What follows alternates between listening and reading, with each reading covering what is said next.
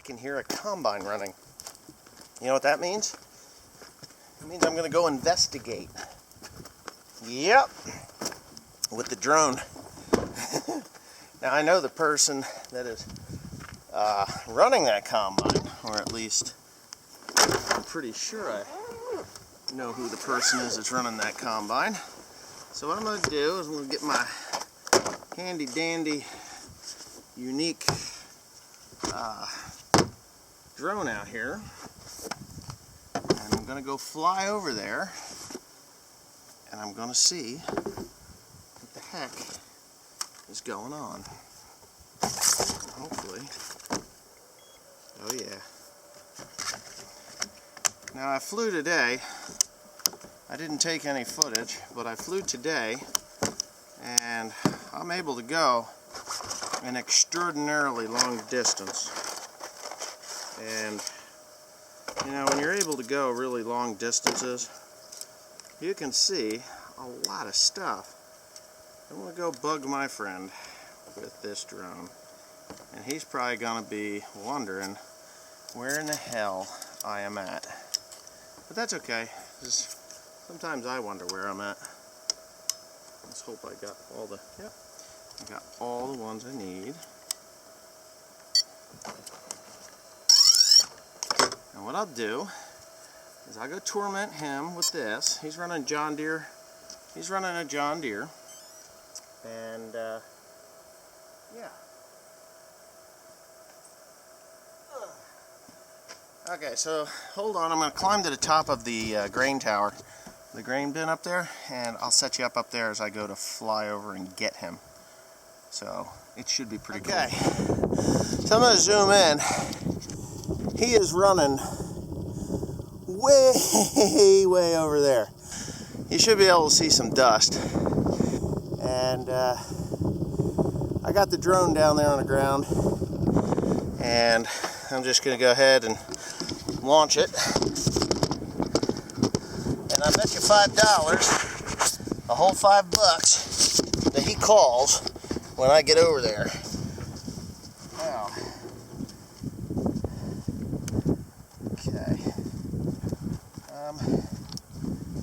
Ready?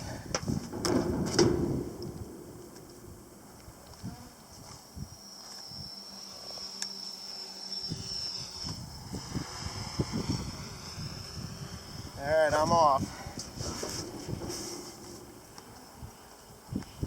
And I'm going to record. Starting right now, I'm recording. And oh, this drone will go right over to him. Especially from this height, I should have a nice clear view as to where he is. And with absolutely no obstructions, it should work out really well. I can see it. I'm actually over the field that he is working in.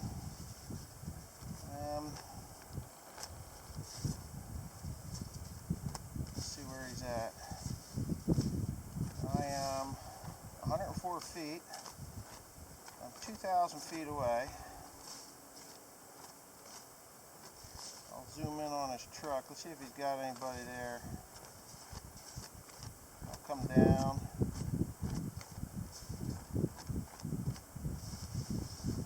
I'm going to actually go out to him.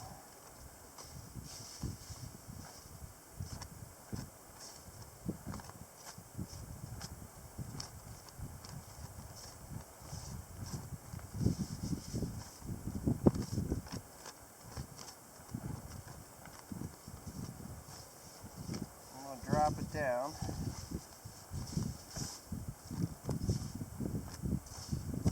Into the corn row, or into the soybean rows. Oh, it's got to come up. It's got to come up. Because I'm losing it. I'm actually 3,000 feet away, and I'm watching him. I'll go down. Hopefully he will maybe see what I'm doing, because I can see what he's up to.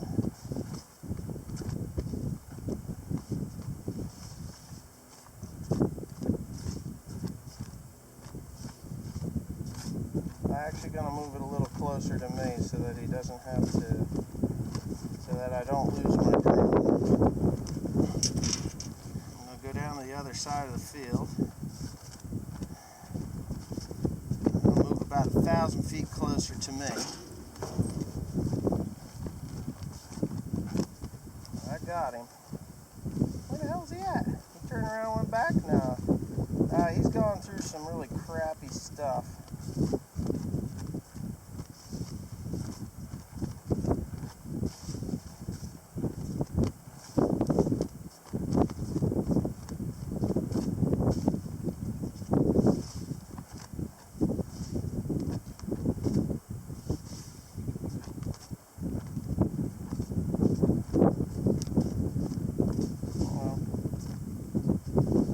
Starts to go home.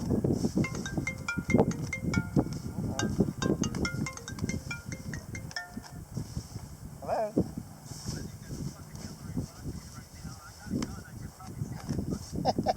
You know where I'm at?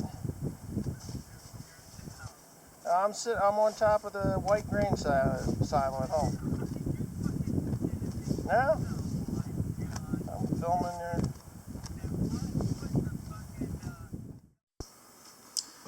Alright, so this is how this worked out. He did see the drone, and he did call me, as you could hear the phone. That was him.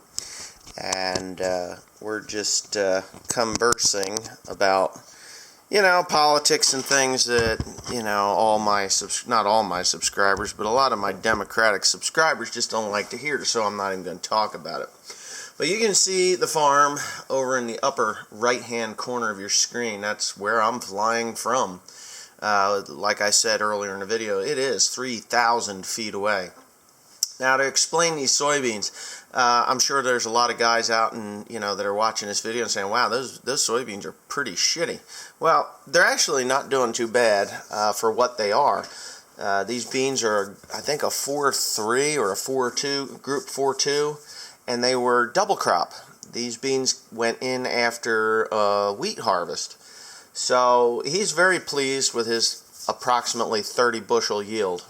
He was saying it was possibly a little bit more than that, and I agree with him because he's splitting this field in half right now.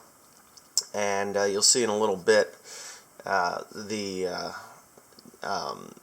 far he gets with the with the Jeepers Creepers with this combine tonight. I only have about 15 minutes of run time with the drone, with the camera running. I can run about 22 to 24 minutes with the drone, if I'm not running the camera, which, the whole purpose of the drone is to run the camera. I can take still photos and things like that, but I just thought these were some pretty awesome footage. Now, that's a 25-foot header, and as you can see right here, right now, if you zoom out, if you widen up your screen, those soybeans are really pouring in for the way they look. They're pretty short, looking, but they're dry. You can see the wheat stubble in the, when he cuts it, you'll see the lines of the wheat stubble.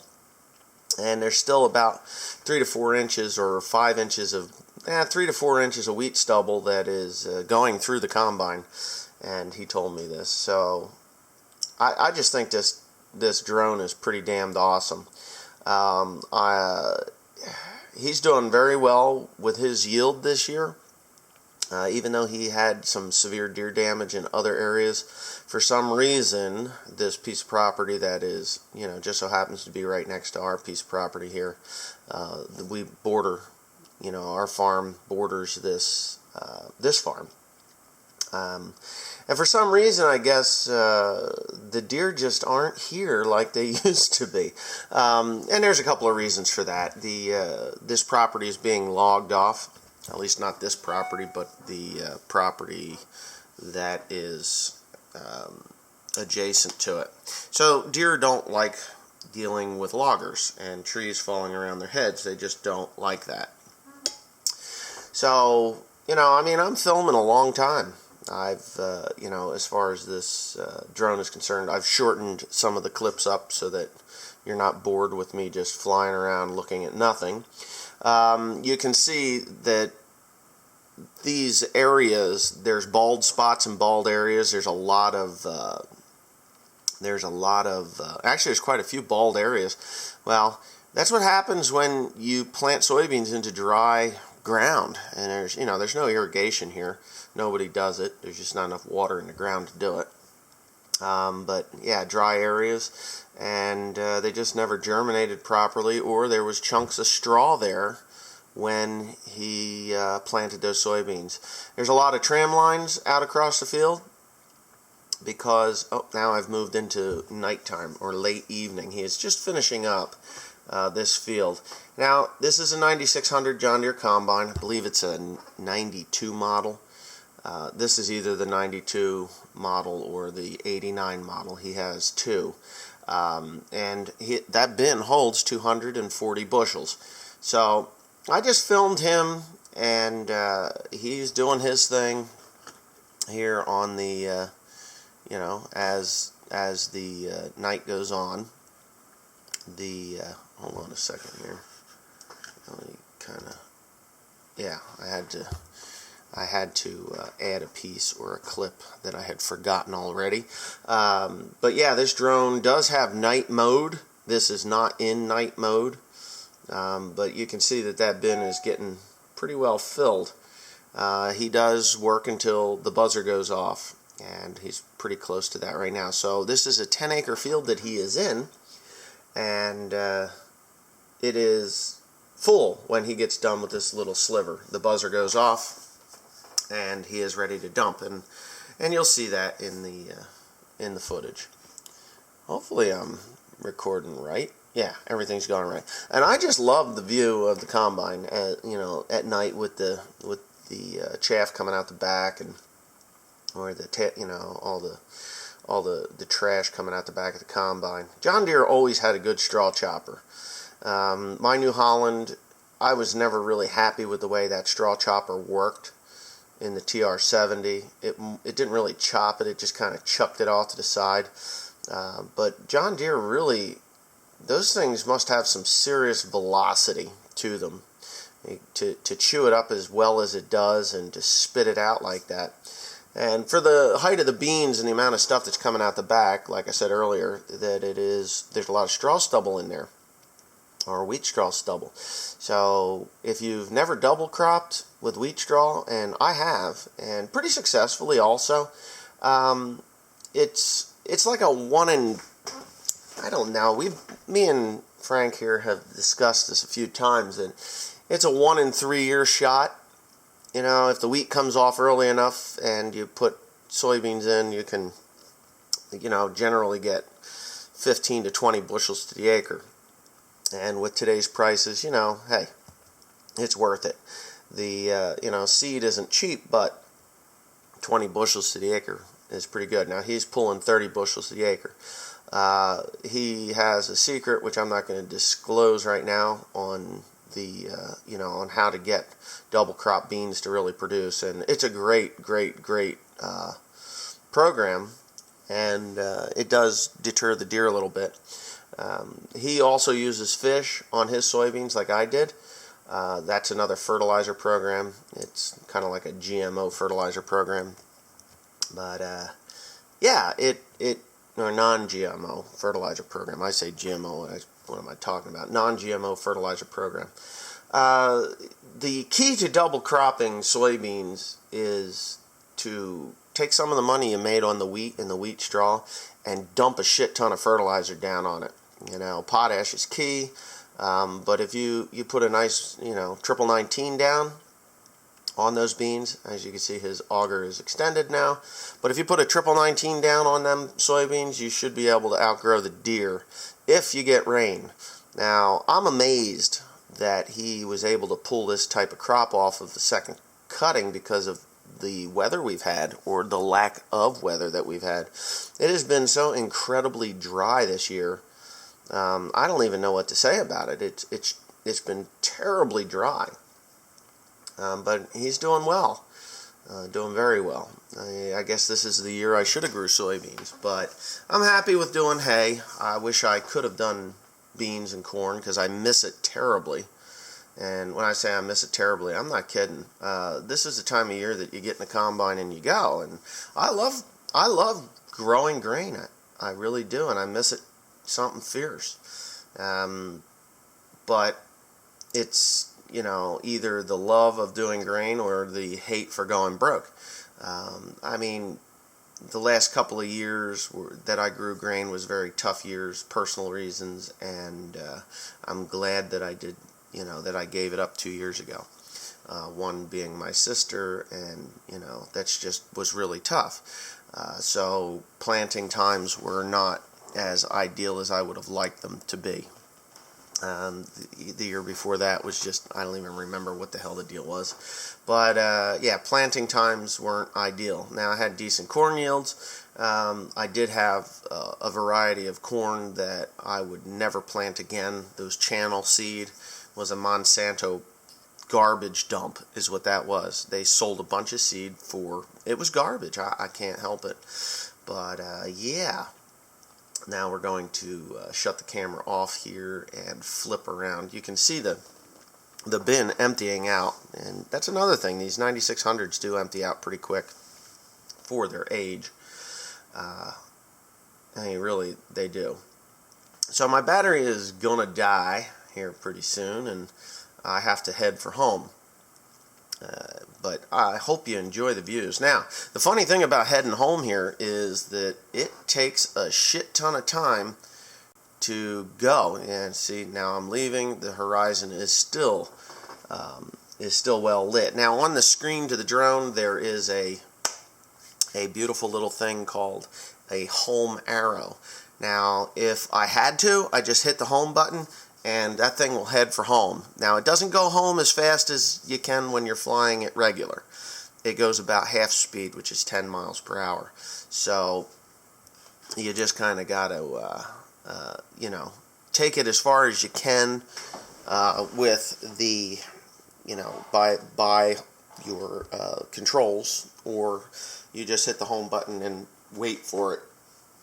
It has lights and stuff all over it, which I can't show you because I stopped filming to conserve the battery.